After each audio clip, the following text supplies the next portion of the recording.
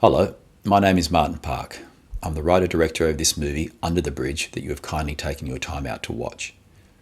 Under the Bridge is the fifth feature that I made as a Lone Dog production, which is the production entity that I use when I work as a one-man crew. Shortly after filming Isolate, Jacinta John, who played the lead role in it, went on to get a main role in the Australian touring production of The Mousetrap, which I went along to see quite a few times. In the play, there were two other girls in amongst the cast, Christy Sullivan and Ramona von Pusch, who Jacinta had become close friends with, so I got to meet them, and is often the case with the whole Muse thing, I pretty much knew straight away that I wanted to work with all three of them together in something. I've been working on an idea for a single-act play titled Under the Bridge, which was originally going to be based on two brothers and a friend, but after meeting the girls I changed it to be about two sisters and a friend, so I pitched it to them and they liked the idea and concept, so I went ahead and wrote the script. A couple of years later, when all of us were free at the same time, I got my brother Ray to come down and set up a wall in my living room with a fake window, and other than the opening title sequence, I shot the entire film in that one location. I wanted it to feel like you're at a small theatre and that intimacy that you feel when you're in that environment, so the choice to keep it all in one location was an aesthetic one. I graded it in black and white, which was a first for any feature or short that I created, as for some reason in colour it just didn't do it for me. Once I took all the colour out, the shades of grey fit perfectly with the themes of the film, so black and white it was. There is also no score, which is another first. There is a beautiful track called Man Navu, performed by a band called Chaika, who are a bunch of great musos that I'd met many years earlier. It plays in the breaks between the main three parts of the film, but nothing other than that, as I didn't want to force anything emotionally. Just let the performances do all the talking, and for me, it completely works. I'm not going to talk about the narrative story of this film, as I like to leave any interpretation of my films up to the individual viewer, the audience, you. You can watch the trailer online and on the Chant Boys YouTube channel, and there will be a short synopsis in the description below, so that should hopefully give you some idea of what this film is about. If after watching you have any questions or comments, then leave them in the section below, and I will be putting up some more of my older films on this channel soon, so perhaps you could subscribe to be notified if you wish. Of course, nice reviews are always good to get, so if you enjoy, then please leave one on IMDb or wherever you wish. And I'm also considering making a behind-the-scenes commentary track mostly directed toward other filmmakers and enthusiasts if anyone is interested, particularly if YouTube gets the multiple audio tracks feature working for everyone soon. Also, my latest feature film, Spencer, which unfortunately lost most of its festival screenings due to all the COVID lockdowns, will be on my Gumroad channel for some time for some preview screenings if anyone wishes to take a look. You can just email me and I'll send you a code so you can watch it for free, or you can just pay the few dollars to stream it. I'll leave a link in this video's description. Anyway, I could ramble on all day, but I won't. I thank you again for taking your time out to watch this, so let's get on with the show.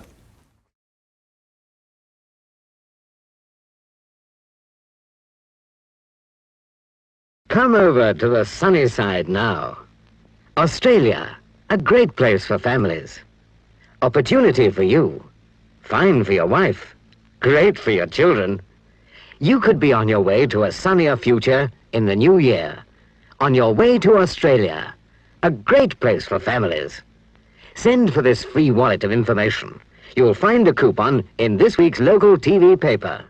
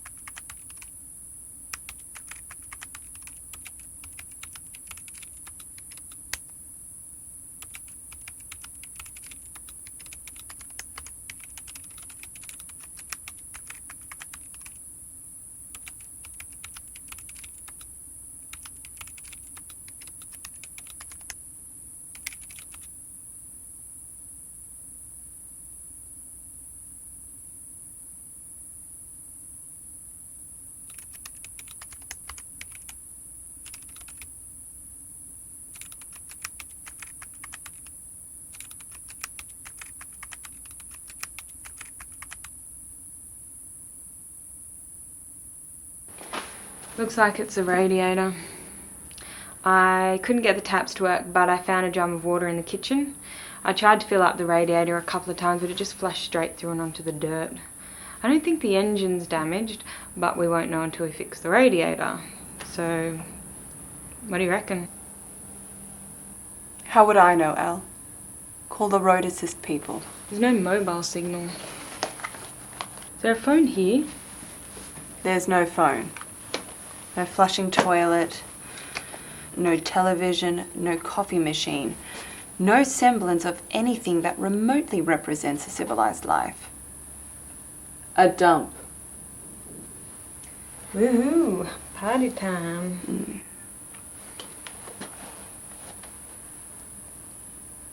What are you writing? What do you think I'm writing? I thought you'd finished it. I have had. I don't like some of it. The ending. Isn't it due on Wednesday? Really? I didn't know that. Can I help? Do the car thing. Might go up the hill a bit, see if I can get reception there. You won't. Hi, I'm Genevieve. Elle. This property seems to be caught up in some sort of wavelength black hole. I was talking to one of the old boys in town when I first moved in here years ago, and he believes that the land around here puts out this protective energy against unnatural and invasive energies, which is pretty cool when you think about it. And you would be... Late. The car kept overheating, so it's not my fault. We were lucky to get here at all. You're all wet. Yes. My, rainwater tank decided to call it a day a couple of hours ago. I've been trying to save as much water as I can. Unfortunately, other than a small drum in the kitchen, I've lost a lot. The yellow drum? The yellow drum in the kitchen? Oh no, I'm so sorry. I think I used all that water up trying to fill up the radiator.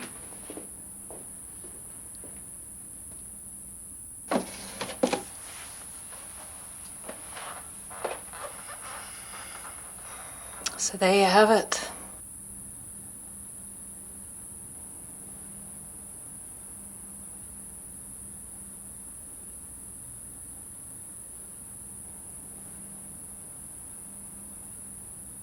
I see you've got all the old furniture. Most of it. Why would you bother? Should have chucked it all out and started again. She's young. I thought you liked them older. Suits me at the moment. I like the energy. It wakes me up. I thought that's what your double shot espressos were for. I don't drink coffee anymore. I gave it up years ago. It was giving me too many headaches and making me irritable, and we both know I don't need to encourage that, do I? I have a nice selection of herb teas. I'm fine for now. Thank you, Genevieve. We have a phone now. It's under there if you need it. Dad still hates them, so I keep it hidden. I feel like we should hug. You might want to change out the wet rags first. This is one of my finest outfits. I'm going for the wet, wrinkly and dirty look. It suits you. I had it in my head you were coming up on your own. I was. I lost my license. What? How? On the Australia Day long weekend. I was driving to the beach with a bunch of friends and two of my passengers didn't have seatbelts on, so... With the double demerit points in place due to the holiday, I lost all my remaining points. Well, that sucks. Yes, it does. What a stupid, stupid rule. This government is a pack of wankers.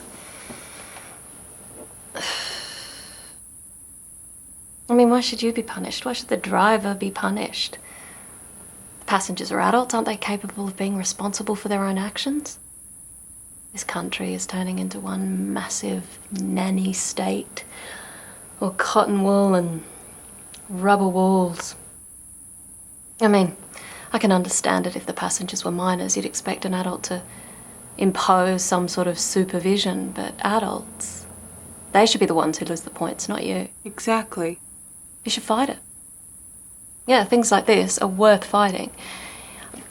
There's this guy, he lives in Bangalore, has the most fantastic legal mind. I guarantee if you tell him The two exactly what happened... passengers in the back not wearing seatbelts were my best friend's daughters.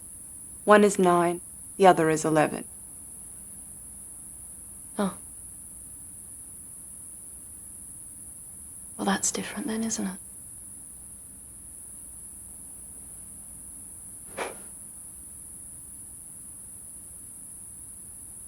And here we go, and well within 10 minutes.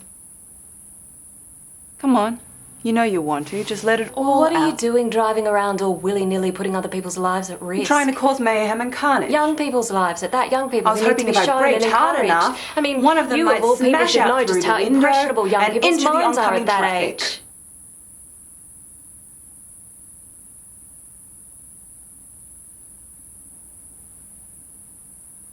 Where was your sense of responsibility? Well, clearly I don't have any, do I? No, you don't. And why should that be a surprise to you? As I never have had any, and I probably never will I? No, you won't. Not until you end up killing somebody and are left living with the consequences of your actions. But even then, you might not. That's all that's left from the drum. I'd say about 350 mils each. Although I totally understand if you guys want to share it between yourselves and let me dive first, as I'm clearly responsible for wasting your precious resources, Genevieve. And the only thing I have to say in my defence is I'm just a dumb city girl.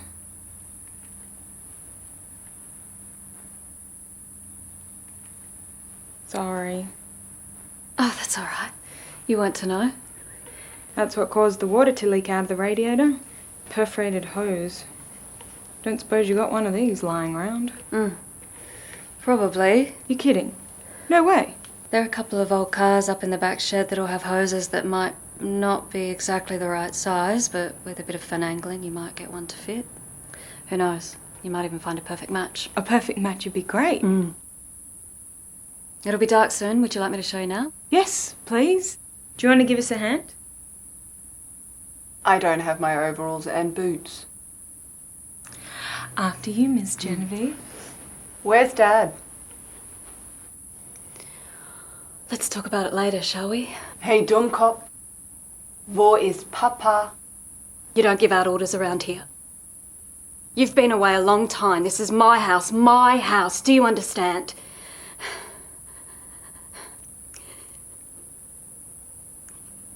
You know I expected you earlier because that is what we had arranged, and I had intended to get you to run me into town so I could buy some food and supplies.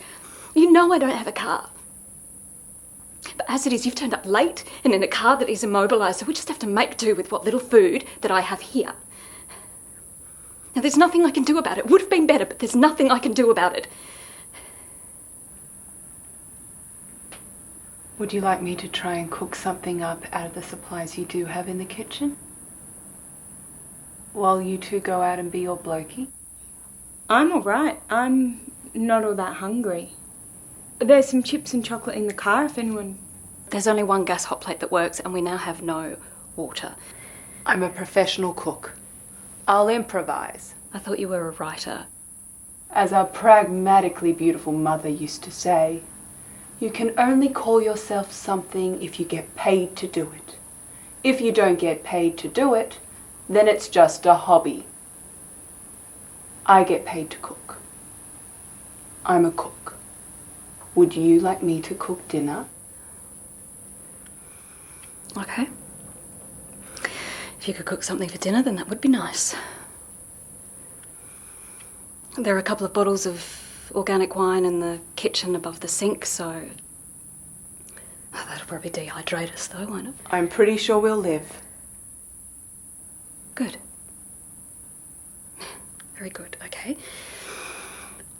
Things are looking up, then. Okay, Ali, let's see if we can't find that hose.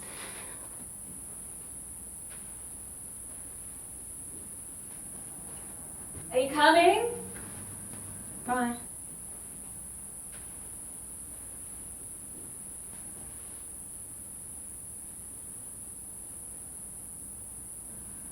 Mein Vaters Haus, du selbstsüchtiger Trottel! Dad's house.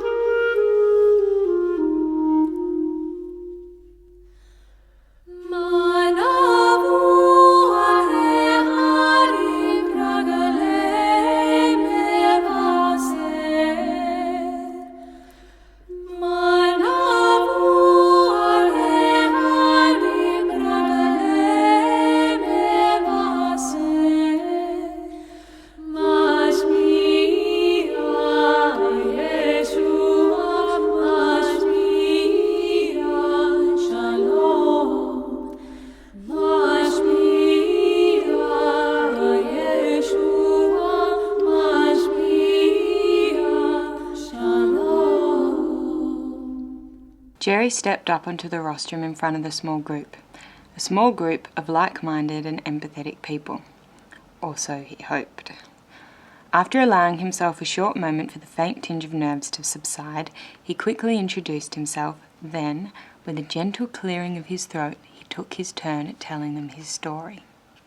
My father largely ignored me when I was young. We had very little, if anything, in common. I would see him for a few minutes in the morning before I left for work, and then again for a few minutes before I went to bed after he got home. Our conversations existed along the lines of, "Morning, lad," and later, "Night, lad." This went along pretty much unchanged until I turned 9.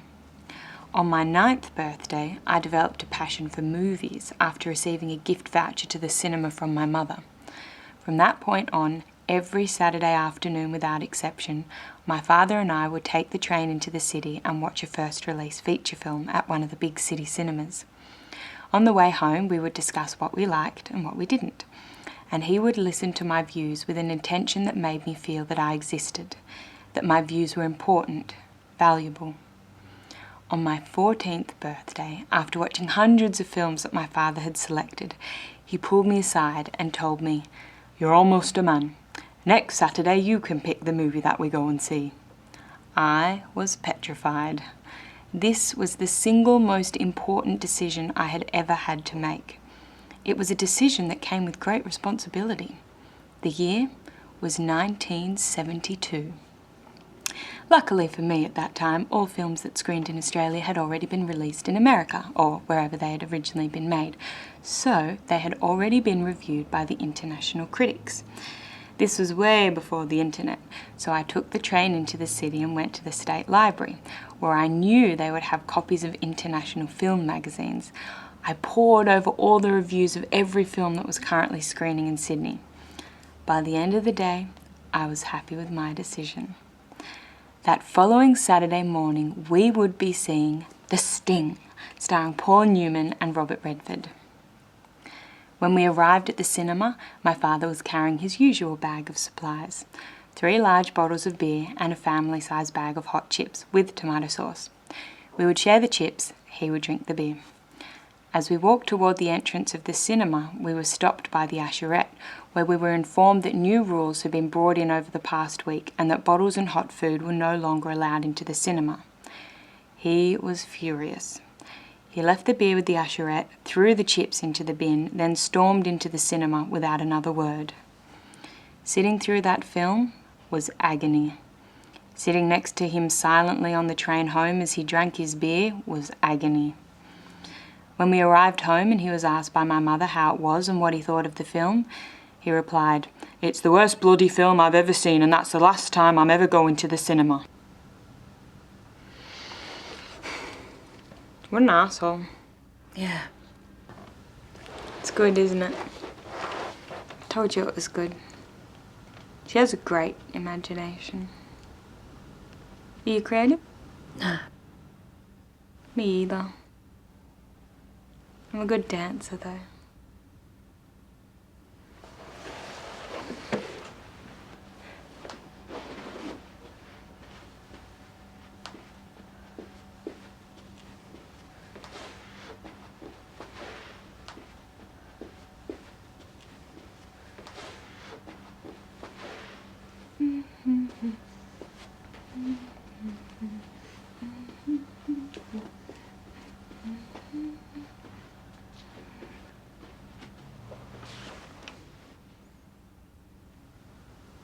Do you reckon you can live off fresh air?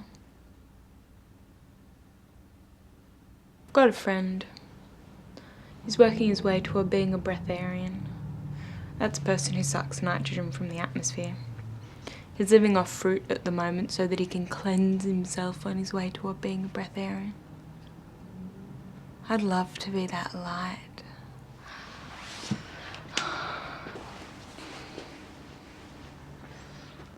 Like a pure, conscious energy.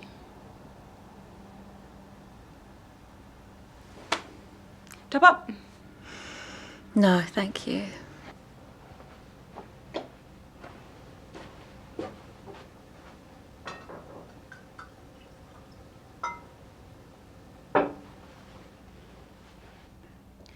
You know that last village you stop off at before turning onto your extremely long and winding road? A 22-kilometre winding road, to be exact. Extremely long and extremely winding.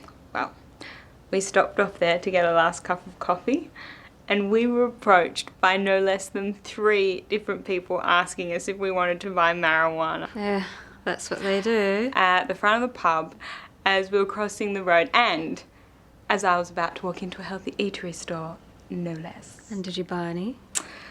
A small tin pile of heads.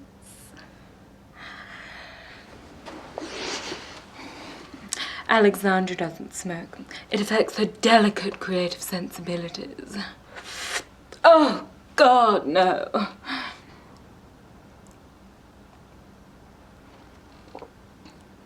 I used to dance at a gentleman's club. Mostly old businessmen. Good money. Good hours too. 10 till 2, 3 nights a week. Stripping? More like exotic dancing. Oh, occasionally you'd flash a bit of tit if they offered up the big bucks, or for one of the really old regulars I felt sorry for. No biggie though. I'd flash more at a dance party than I would on the job. For free. I always liked the idea of being a stripper. Get out. Yeah, I like the thought of being totally naked in front of a bunch of strangers. I think I would have found it very liberating. Did you ever try it? No. You goose, you should have tried it. Yeah. I got diagnosed with breast cancer when I was 25. I had to have it removed. Guess it kind of made me feel a bit, weird. You know, there's this lady that works at the Flame Club, which is like a softcore B&D club in the city. Do you know what B&D means? Bondage and discipline. Very good, Genevieve. Very good. Well, she's had one of her breasts removed due to cancer, same as yours, left. She wears this full latex body covering. It's like a super sexy red Catwoman suit. And she has this fake plastic boob underneath, like complete with fake nipple and everything. Looks totally real through the costume. Trust me, the punters would never know. And the other real tit, which is huge, full and awesome, pokes out through the cutout in the costume like a fat, slinky, sexy ice cream cone for all her devotees to see in all its splendour. She has this leather eye patch over one eye. Not that she needs it, as she has 2 stunningly beautiful green eyes. She wears this tight waist cinching belt, 9-inch knee highs, and tight jet black slicked back hair. She's got to be hitting 50 minimum. And she is a maximum hottie. Wow. Oh yeah. Wow. Wow, wow, wow, wow, wow.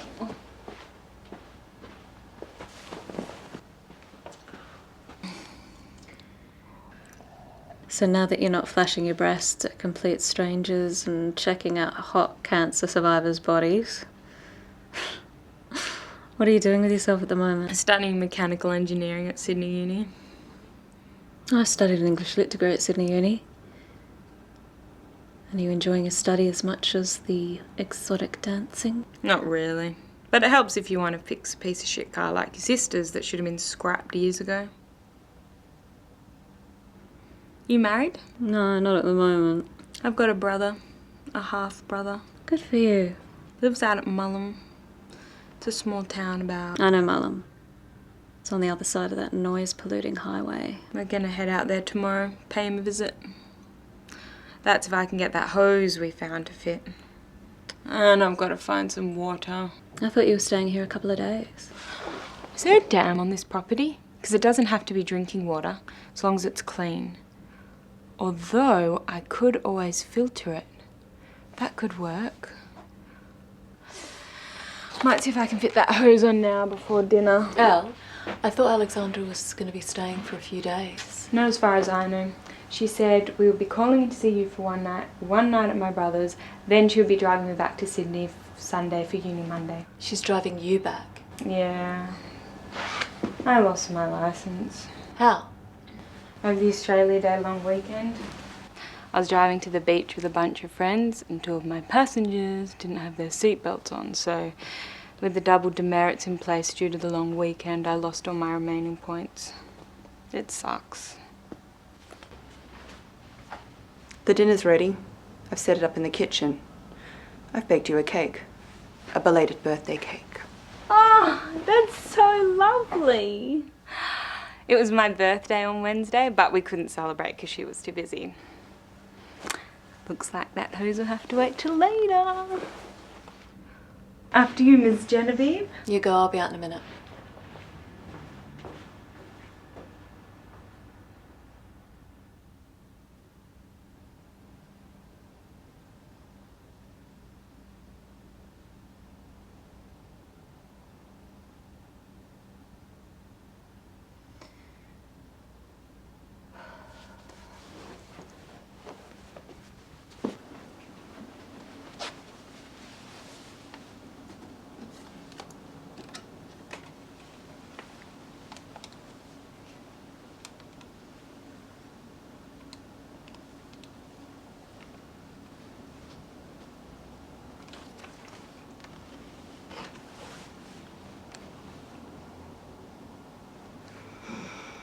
Hi, this is Genevieve Mitchell. I called this morning to speak to Dr. Albie and I was told to call back after 7.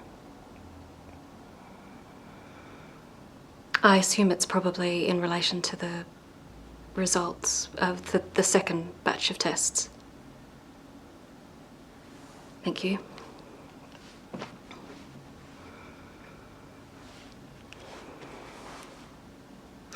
Dr. Albie, hi, it's Genevieve Mitchell. Okay. All right. Yes. Yep, I understand.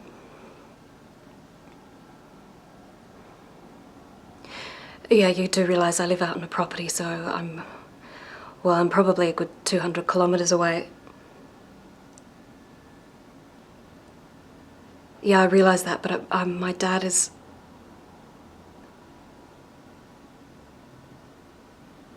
Well, that may prove to be the case, but... Okay. Yes, I will. Yes. Yeah, there's a train that leaves Byron Bay at about 11:30. It'll get... Yeah, it'll get me in there at about... to Brisbane. About 2 o'clock. Okay. I will. Yes. Thank you. Sorry for calling so late. Bye.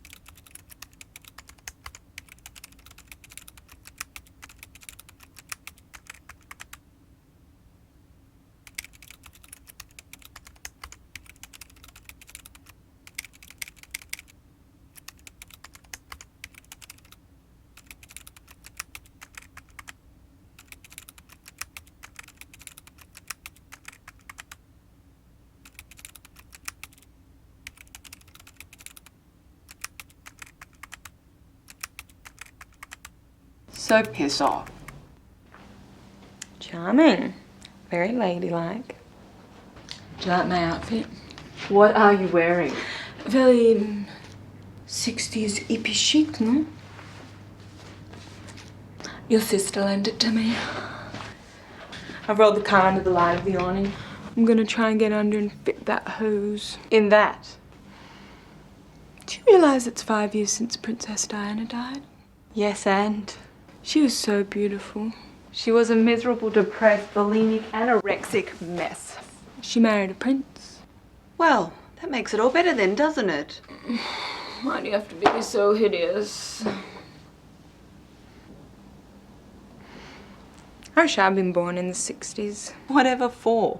I reckon I would have looked good with an afro. You're not African. You don't have to be African to have an afro. Afro is an abbreviation of African. No, it's not, Miss Know-It-All. It's a hairstyle. Thank you very much. Anyway, I would have had a big red one. Pale skin and a big red afro. Very chic. Where is she? She is the cat's mother. Of whom do you refer? My sister. Kitchen. You're kidding me. Nope, I kid you not. Please tell me she's still not trying to get the burn off that stupid pot. Her favourite pot. There's no water. I had to cook without water. That would be my fault. It's supposed to be non-stick. But it's just a cheap piece of rubbish like everything else in this dump. I'll buy her another one. No, better still, I'll buy her a whole set. All well and good. But will they be her favourite? She's a fool. She's not a fool. I haven't finished. She's a fool, and you're a fool. Me? What have I done? Please. The whole of dinner. What? You're so obsequious around her. Just speak English, will you? Don't worry about it. I apologize. It's not your fault you're an idiot.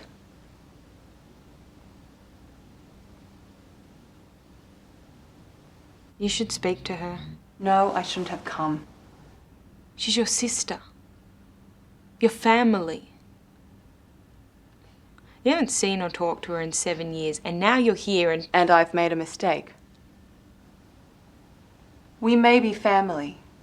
We may have the same genes and all that sentimental garbage, but we don't get along. We haven't got along since we were little, and I doubt we ever will. So, I shouldn't have come. Simple as that. Simple? Hardly appears simple to me. You know, she has clearly asked you here for a reason, and you seem to be purposefully avoiding any conversation with her at all. I'm not interested. But that's what I don't... I'm not interested. I'm not interested in her holier-than-thou conversations. I'm not interested in her guilt-tripping self-flagellation, and I'm definitely not interested in listening to you two with your sickeningly fake, witty, frivolous, mindless banter. You should hear what you sound like. Shut up. I'm not interested in anything and everything that has to do with her and our past and her whoop-de-doo, let's get down and get peace love. But that's the whole point. I'm not interested. Not interested.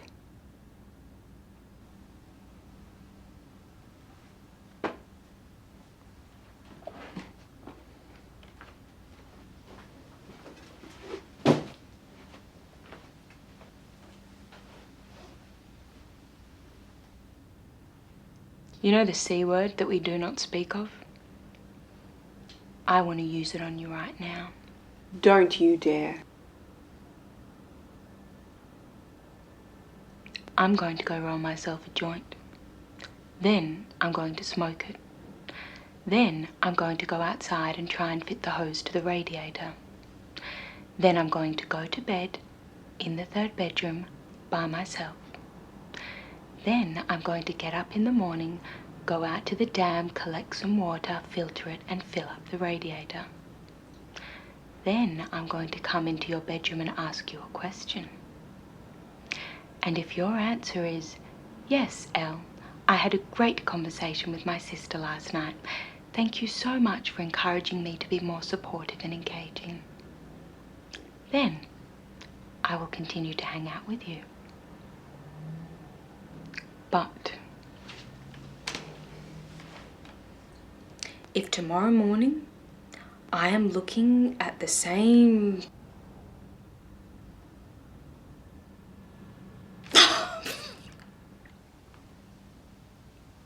Übel nehmen, verbittert, gekränkt, missgönnen, bösartig, gemein, söhnisch, übelgesinnt, moorisch, sauer, rau, schlecht gelaunt, bockig, irritiert. Any of those? No? None? night. With a chip on my shoulder.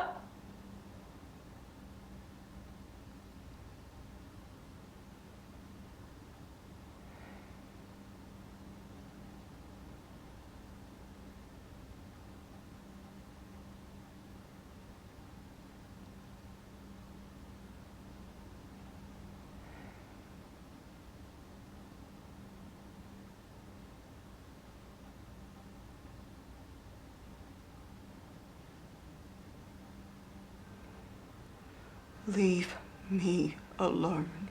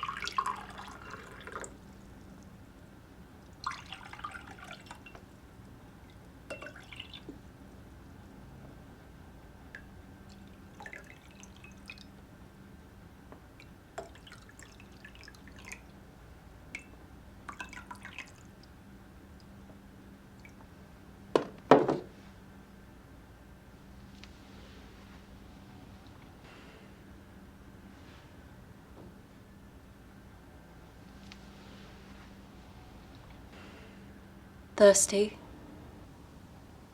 You scared the crap out of me. What are you doing hiding in the dark? Not hiding in the dark. I often sit here. What, at 10 to 3 in the morning? Is it that late? It's that late.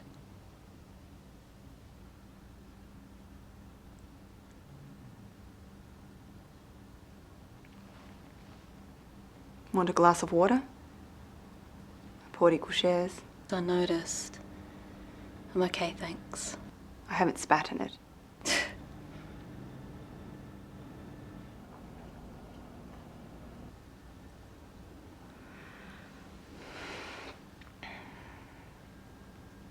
So, what's the story?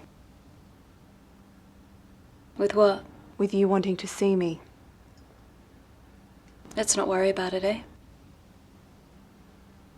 No, seriously. Why did you want me to come here and see you?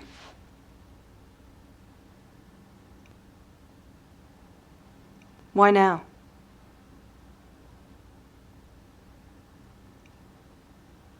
What's so important? Genevieve, what do you want?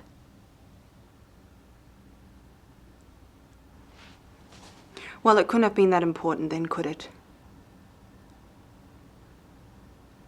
I'm going back to bed. Absolution? For what? I don't know. Everything. Why do you need forgiveness? Forgiveness for what? We both know between you, me and God, I'm the loser here. I'm the condemned. If anyone needed absolution, it would have to be me. You are so far from being a loser, Maybe Alex. what you really need is a priest. They wouldn't understand. You might be surprised. I doubt it. I have a friend. She was struggling with what to her was a serious problem at the time, and she went along to... Elle read me some of your book. Yes. She does that.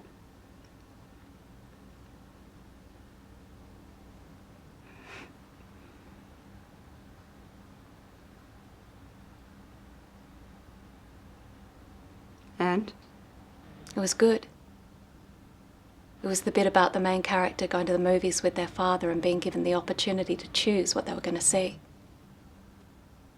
I mean, you clearly changed around a few things, like dates and stuff, but how did you even know about that story? I never told anyone that story. Well, sorry for interfering with your timeline, but in case you can't remember, I was there. But you were so little. How do you remember something like that with such clarity? Well, clearly it was my burgeoning genius manifesting itself.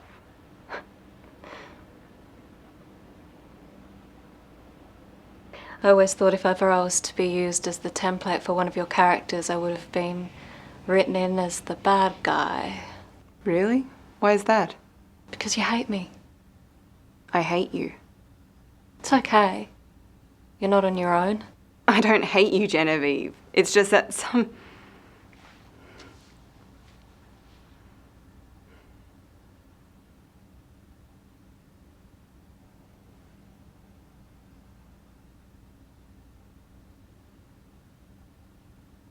Do I come up again in the storyline?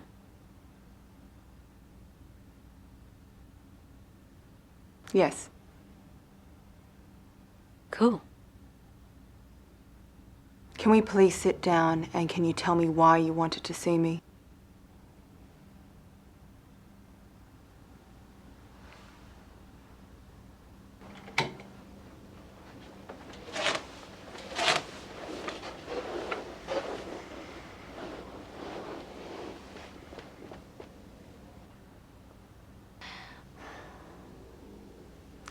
There's all the logical stuff of what's happening with my life at the moment and all that, but I don't know, it's...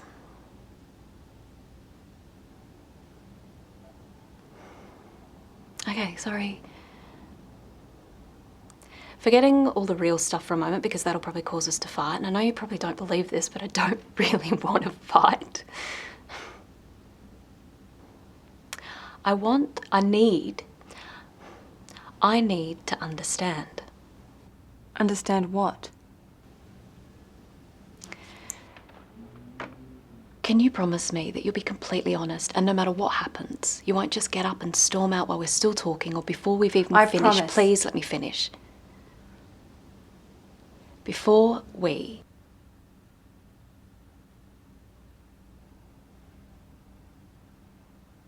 I promise.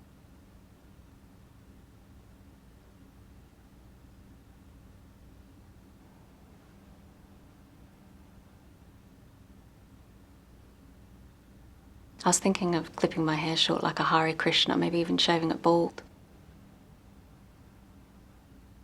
Could look good. You have the right head for it. Get in early before it all falls out. Why would your hair fall out? Toxic rain, pollution in the water, radiation from the stuffed up ozone layer, my past life catching up with me, any myriad of awful things that are a part of the human experience. Good excuse to add a few new pieces to the wardrobe. Go with a new do. Could look very modern. You might even get one of those modelling contracts. What was it like for you growing up in our family? When? I don't know, when you were young. How young? How young can you remember? I remember everything. You can't remember everything. I remember everything. Okay, before they separated. From whose perspective? From your perspective. Lots of fighting, lots of tension, lots of parties, lots of drinking. Never enough money. Dad was always unfulfilled, and Mum was always miserable. Life was never what it should be. Mum was constantly niggling Dad about how pathetic he was and how he should You know... Niggling him. Yes, nightly niggling him. Yeah. Oh, come on. How can you not remember that? I remember sitting with Mum watching the Bill Collins Friday night movie, and he walked out wearing his stage suit, that hideous green thing with the big lapels, and he was wearing makeup, and he asked, "How do I look?" She goes, "Good. For a man wearing makeup. What are you wearing makeup for? You look like a poofter." "It's stage makeup because I'm going on stage." Stage? It's a local talent quest at the pub. It's the semi-finals at the Marrickville RSL. Yeah, like I said, the pub. He'd tell Mum he was taking us down beach, and he'd take us to whatever pub was having the talent quest on, and he'd leave us sitting in the back of the car for hours. Yep, and he would come out halfway through with a bag of chips and a couple of cans of lemonade. "There's 2 more to go on, then I'm on. Shouldn't be more than about an hour. If you need me, just come to the door and ask for Rod. Everybody knows me here." Think that might be because you pretty much live here, you stupid drunk? Think that might be the reason? You'd get arrested if you did that now. What's child abuse? Exactly, child abuse. Oh, and what about the great poker machine scam? How stupid was that one? No? You don't know that one? She hated it. Lucky for you, it features in my book. There we go. What's the point of me working all week if you're going to bloody throw it all away on one of your stupid get-rich-quick schemes, huh? My mama was right. I should have bloody listened to her. You're always trying to find the easy way out. Gambling schemes, mail order schemes, anything but proper work. Why can't you just do proper work like everybody else? All you do is sit around all day working out your stupid schemes. I earn more money than you, and I'm a woman. Look at that stupid poker machine that you've bought. Trying to learn how to cheat on a poker machine, jiggling the handle like a bloody poofter. How much have you made off that brilliant scam, huh? Yeah, nix. Not a cent. You're bloody hopeless. Hopeless and pathetic. God, so crazy.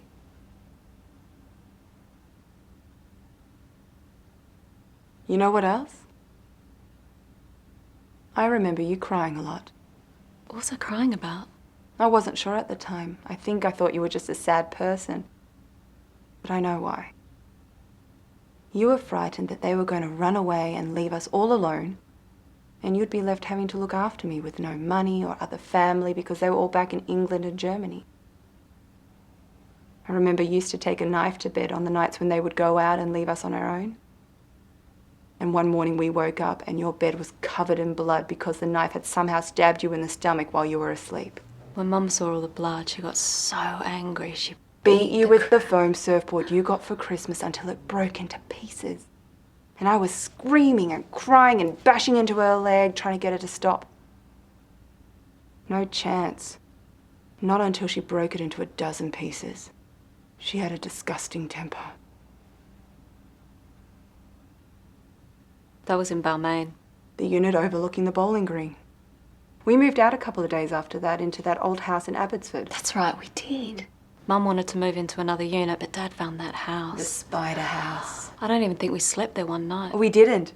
Dad was still moving furniture in when she saw that massive huntsman spider on the kitchen window, and she told him, "That's it! I'm not moving into this house. I told you not to get it. It's full of vermin. I'm taking the kids to a hotel until you find a proper place for us to live." Didn't she throw all the plates through the kitchen window? Yes. Yes, she did. When she told him she wasn't going to move in, he told her to stop being stupid, so she flung all the kitchen plates out the window until he gave in. Your memory's incredible. Yes, supernatural. Do you have any nice memories? Yes, I do. I liked going to the car yard on Sundays with Dad when he worked on his own. When he would go to buy lunch, I would look at all the porno mags with the pictures of naked ladies that the tradies had stashed out at the workshop. That was pretty good. I mean, not that I could talk to him about how all the girls turned me on or anything, but can you imagine telling him, "Thanks for the chips, and did you bring me back sauce? By the way, I'm a leso.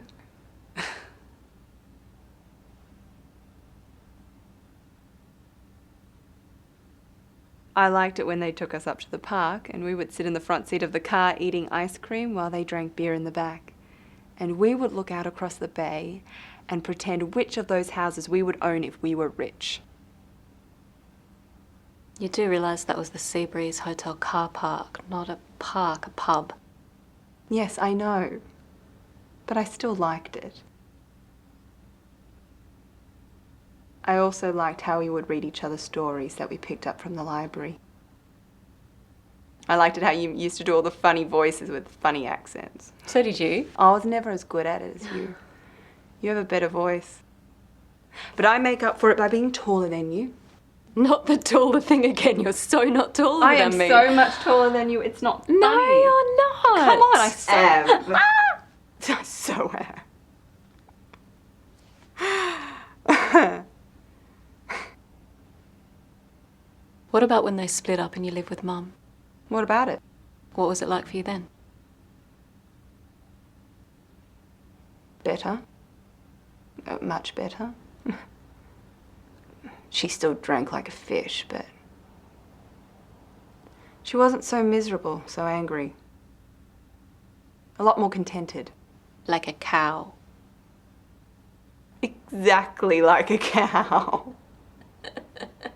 Lots of moving and shitting everywhere, you know, bloat blocks and hay bales. A veritable urban farmhouse.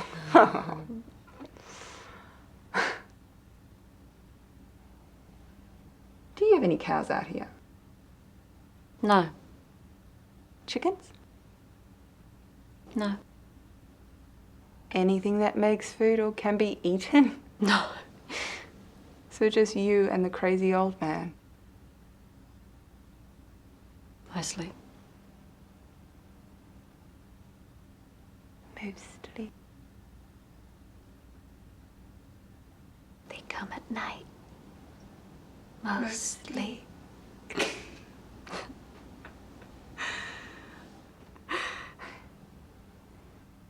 Can you imagine being married to someone like Mum? So volatile. She would have slowly and covertly driven him to the point of madness. Really? Don't you think it was Dad who drove her mad and that's why she was so volatile? No way! He was a dreamer and a fool, but a harmless fool.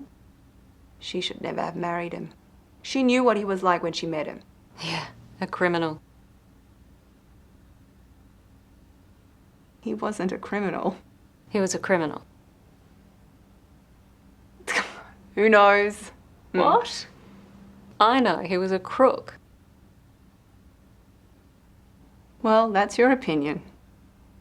He was a liar and a crook. Yes, and that's your opinion. It's not just my opinion, ask anyone.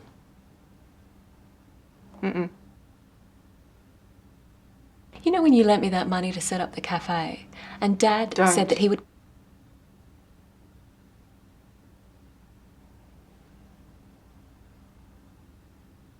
You know when you lent me that money, and I was going to set up the... I said don't. I don't want to talk about that. But you promised. Yes, I promised. But I promised in relation to your personal stuff. The stuff you asked me to come up here and talk to you about. If we're going to talk about that, my stuff, we're just going to end up fighting. And I can tell you right now, just like her, I'm going to smash something to pieces and create havoc at 3:16 in the morning. Is that what you really want? But I know things that you don't. You know nothing. I know. You don't know what I know. I know why you hate me. Oh my... Will you shut up about the hate crap? I don't hate you. I don't hate you, Genevieve.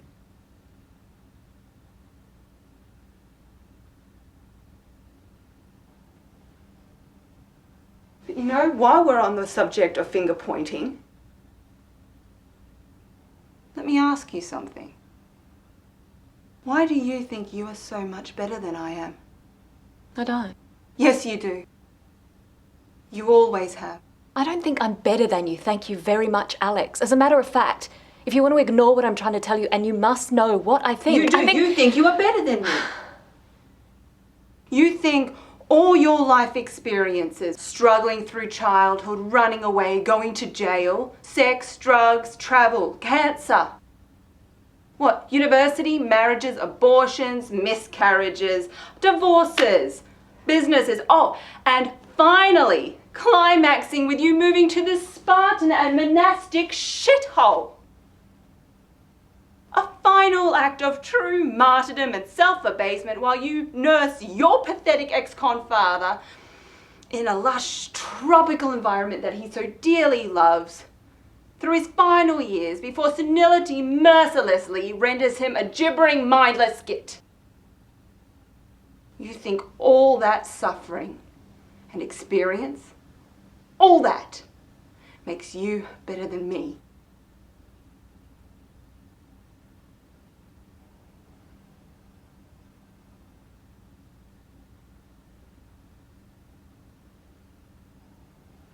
Don't you?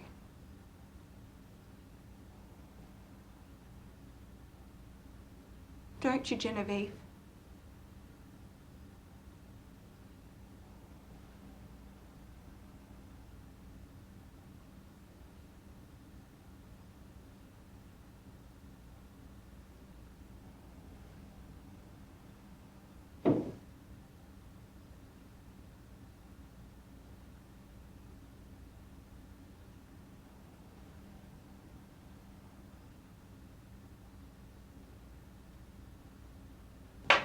Here's your water. I'm okay, thanks. You can have it. What? I can have it?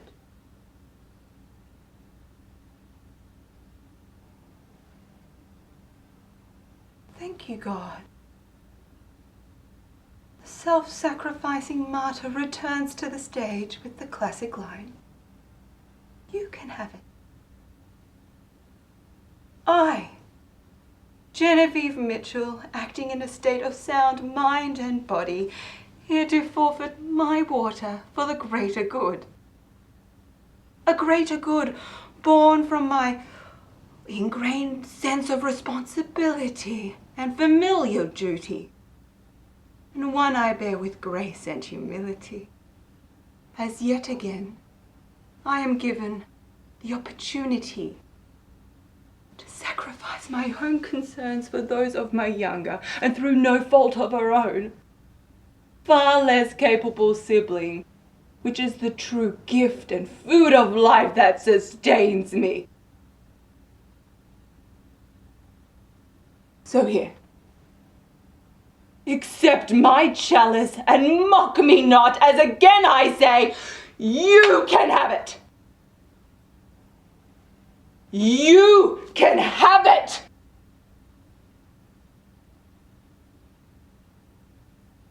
Thank you, Alexandra. I'm sorry if I offended you. Can you please leave, as I do not wish to speak to you anymore?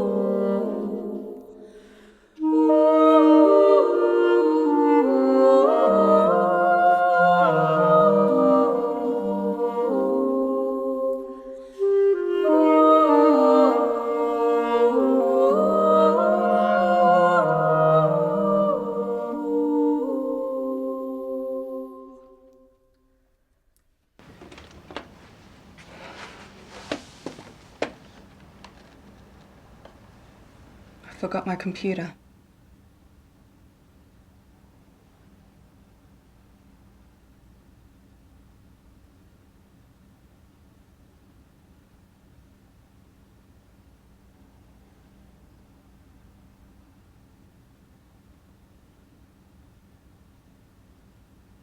I don't like the ending of my book. I've rewritten it 5 times at least. I'm supposed to hand it in on Wednesday.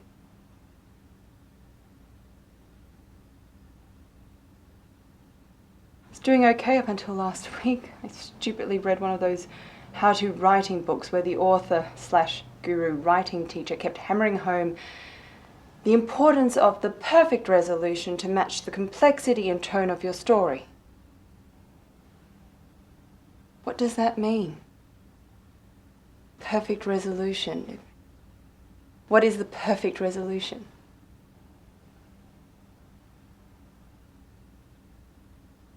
What does that mean?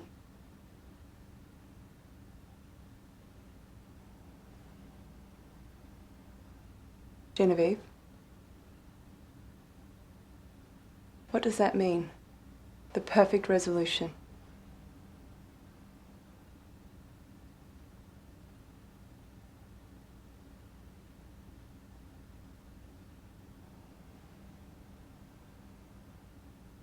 The last time I was in the city, which was some time ago now, I was sitting at one of those outdoor cafes in the mall having something to eat. And opposite the cafe was a children's playground. It was one of those big plastic obstacle course things where the kids climb in and out of all the various tubes and ramps.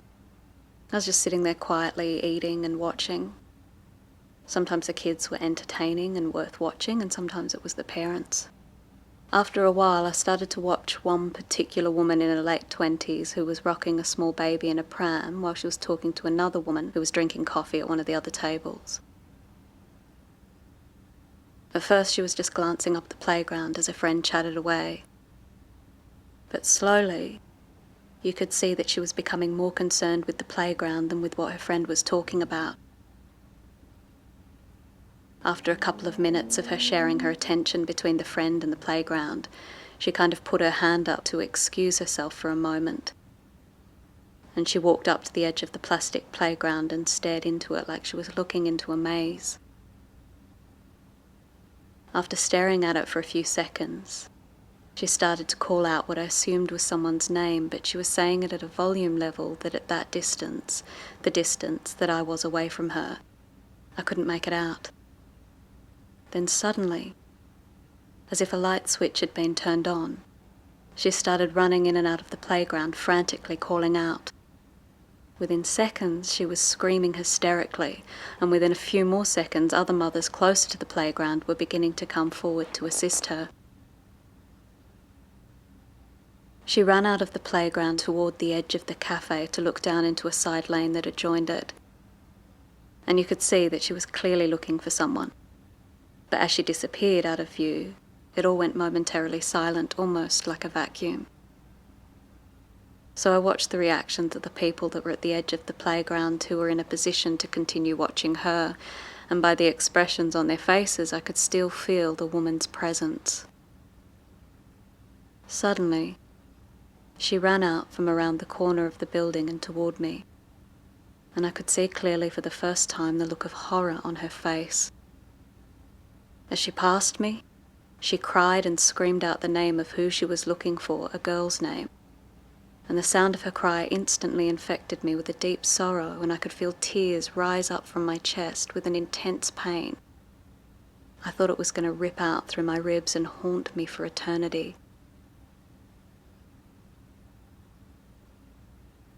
It was horrible.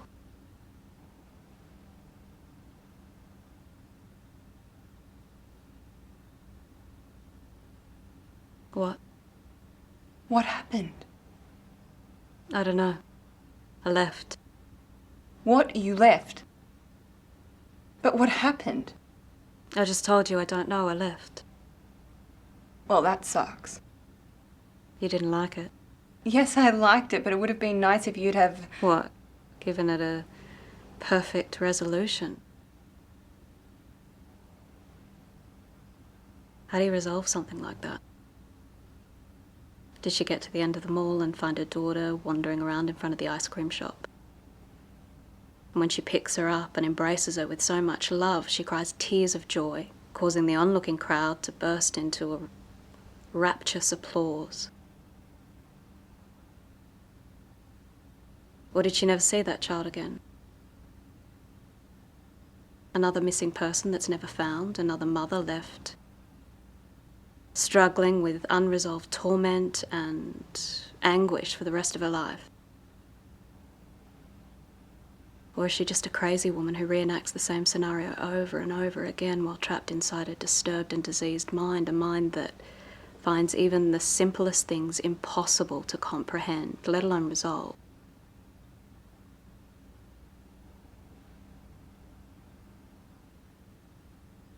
Maybe it's only the happy ending that allows for a sense of resolution. Maybe everything else has to make do with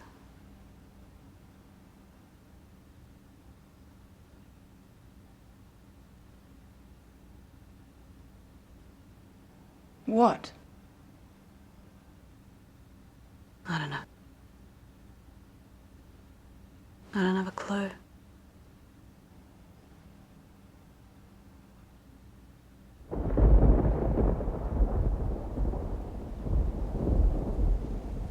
Would you mind having a read of my ending?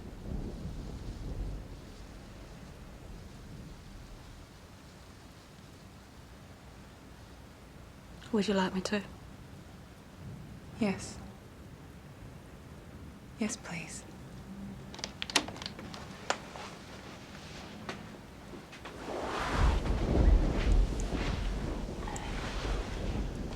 Start from there.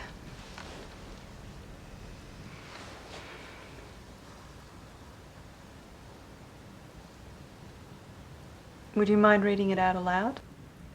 Sure. A single day. A fragment within a lifetime.